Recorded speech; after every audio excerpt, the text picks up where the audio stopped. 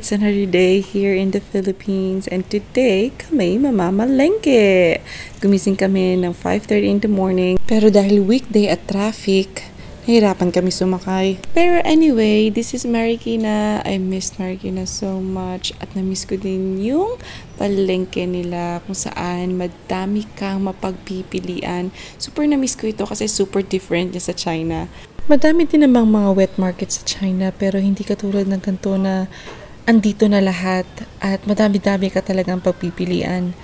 At ito nga nilista na namin ng mga kailangan namin bilhin kasi sa susunod na araw ay magkakaroon kami ng kainan sa bahay ng tita ko. Unang-una na nga sa listahan namin ay ang isda. Super na-miss ko yung fresh seafood dito sa Pilipinas. Super rare kasi na makabili ng mga fresh seafood sa China lalo na kung malayo ka sa dagat. At ito nga pala yung aking magandang kapatid. Sexy daw siya kaya tawagin siya sexy. Maliban sa lapu-lapu, bumili na nga din pala kami ng bangus sa tilapia at pinabonus na namin ng bangus. Ang sarap talaga kumain ng isda na wala ka nang iintindihing tinik. Ay, grabe. At saka nga pala, hindi ko na sinama si Leo at si Habi dito para di kami maabutan ng traffic. Pero naabutan pa din kami. Sayang nga at kung sinama ko sana si Leo, makabili sana ako ng tsinelas para sa kanya. At para din kay Habi na makita ang ma-experience kung ano yung palengke dito sa Pilipinas. Kasi ba naman, pinagmamalaki ko talaga sa kanya na madami ka talaga mapagpipilian pag dito ka mamamalengke. Sayang nga at nakalimutan ko din bumili ng mga kakanin. Pagkatapos namin mamili ng mga isda, bumili na din kami ng mga karne, manok, gulay, pati na din mga condiments like sugar, asin, mantika. At syempre, hindi na din magpapahuli ang mga snacks. Muntik na nga kami mag-over the budget. Naalala ko bigla na ay, 2 linggo lang pala kami dito. Oh, hayan, tapos na kami mamalengke.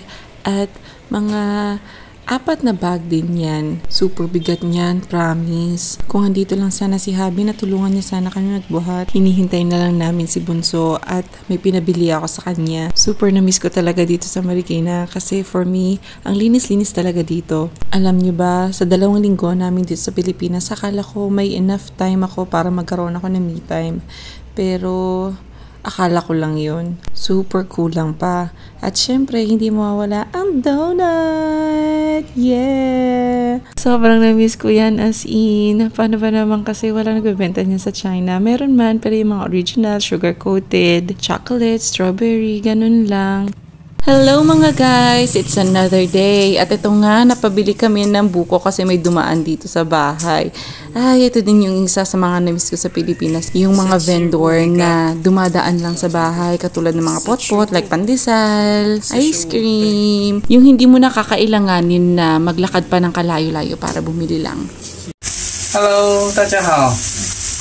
今天我们要去美珍她姑姑家，所以现在我们要准备。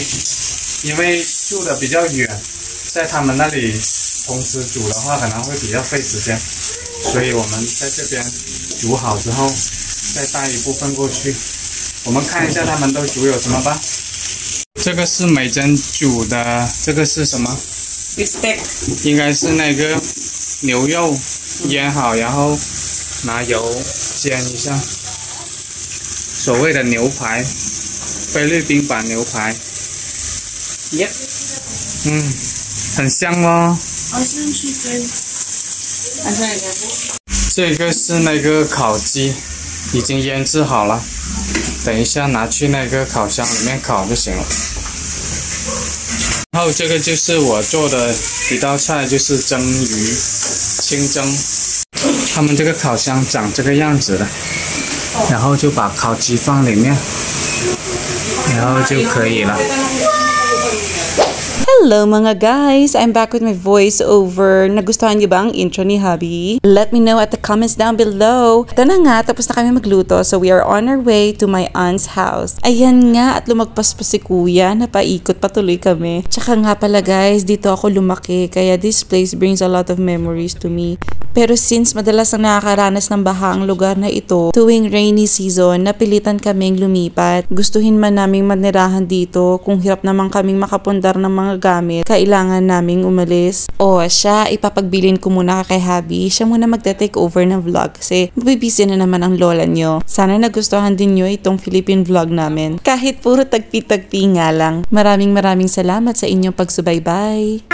这里好多猫哦，喵！这里有2只，喵！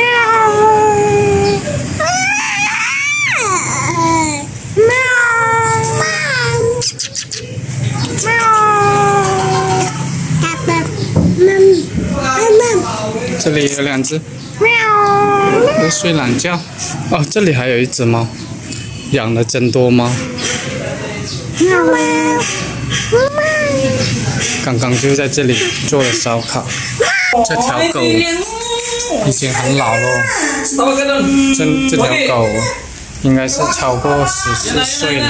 以前5、6年前来的时候，它还是蛮有活力的，现在老了，都走不动了，眼睛都瞎了。六六。 这里有很多陌生的人是吗？这都是你的亲戚哦。开饭啦！这个是烤肉 ，barbecue。这个秋葵蒸鱼，蒸鱼是我做的。这个是牛肉。 这个鸡肉看起来卖相不错，好香啊！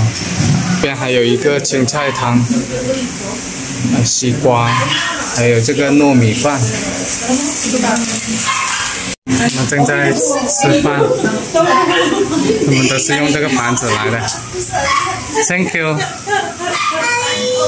吃饭喽，看起来好好吃啊！六六吃吧，多吃一点。哇！ 大家都在吃了。Kita lang ni.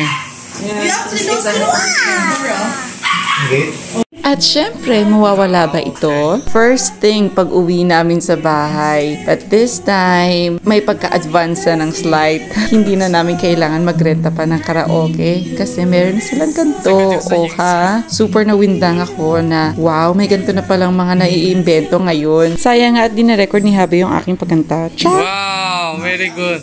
At syempre, magpapatalo pa ba ang isa? Abangan nyo hanggang sa huli kung anong mangyayari.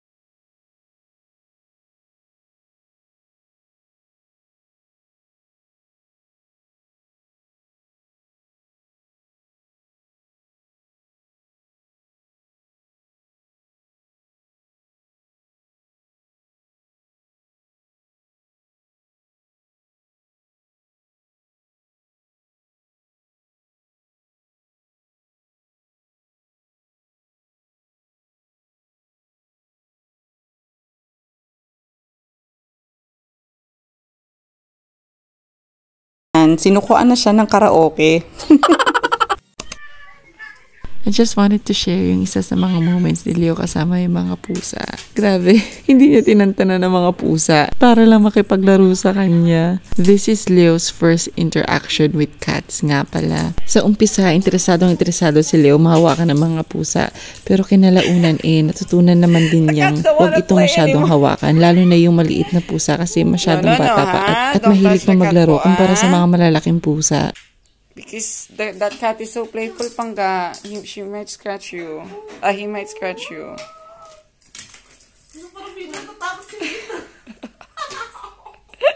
Pinapersa nila, laruin mo, laruin mo.